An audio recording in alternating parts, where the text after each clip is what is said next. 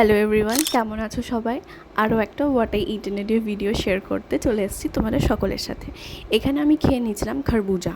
আসলে কালকে এত গরম লাগছিলো যে কোনো কিছু ব্রেকফাস্ট করতে ইচ্ছে করেনি, তাই বেশ এই গরমে ঠান্ডা ঠান্ডা ফ্রিজ থেকে বার করা এই খরবুজা খেলাম। তোমাদের কার কার খরবুজা খেতে ভালো লাগে অবশ্যই জানিও।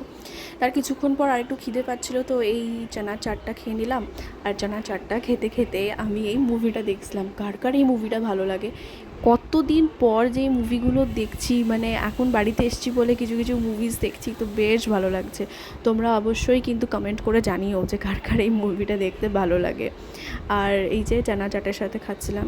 আর আজকে কিন্তু খুবই স্পেশাল একটা মেনু, মানে সিম্পল বাট স্পেশাল। এই যে মাটন আর তার সাথে জিরা গার্লিক রাইস। এটা আমারই রেসিপি, মায়ের খুব ভালো লেগেছিলো, আগেরবার যখন এসেছিলাম বানিয়েছিলাম, তাই এইবারও বানালাম। পারফেক্ট বাইটের জন্য নিজেকে প্রিপেয়ার করছিলাম মাটন এর অনিয়ন দিয়ে।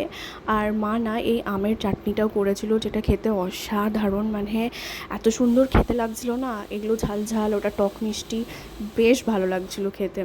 তোমাদের বলো একটু লোভনীয় লাগছে কি না দেখতে? প্লিজ লোভ দিও না, রেসিপি চাইলে বলো, অবশ্যই শেয়ার করে দেবো।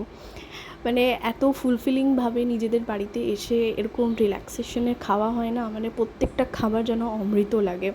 আর এখানে আমি তোমাদেরকে রিয়াকশন দিয়ে বলছিলাম যে কতটা মাইন্ড ব্লোয়িং খেতে হয়েছিল। তারপরে ঠিক 4:30-4:30 দিকে একটা আইসক্রিম খেতে ইচ্ছে করলো। আগের দিনই বাবাকে দিয়ে আইসক্রিম আনা করিয়ে রেখেছিলাম।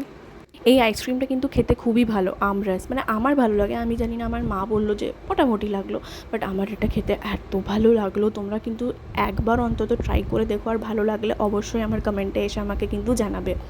সন্ধ্যের দিকে একটুখানি ব্ল্যাক কফি খেয়েছিলাম, মানে ক্লিপটা নিতে অলমোস্ট ভুলেই যাচ্ছিলাম, বাট তারপরে মনে পড়লো যে আমি তো what I it in a day করছি, তারপরে এই ক্লিপটা নিয়েছি।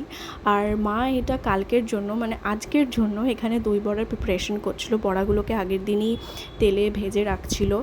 আর এইবার না দই বড়ার জন্য মা একটা আলাদা রকম জল তৈরি করছিল, যেটাকে বলে ফার্মেন্টেড জল। এই যে এটাও তোমার সর্ষে দিয়ে হয়।